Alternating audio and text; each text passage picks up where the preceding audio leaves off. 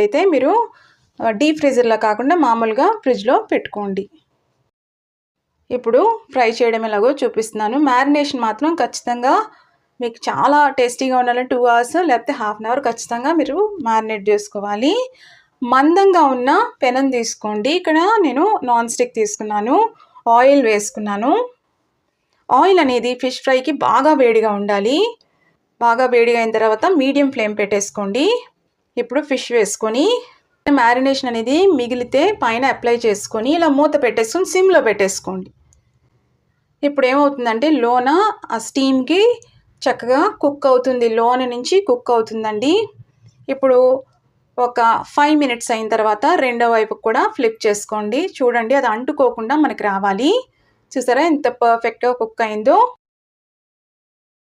ఇప్పుడు రెండో వైపు కూడా మూత పెట్టుకొని మనం ఫ్రై చేసుకుందాము.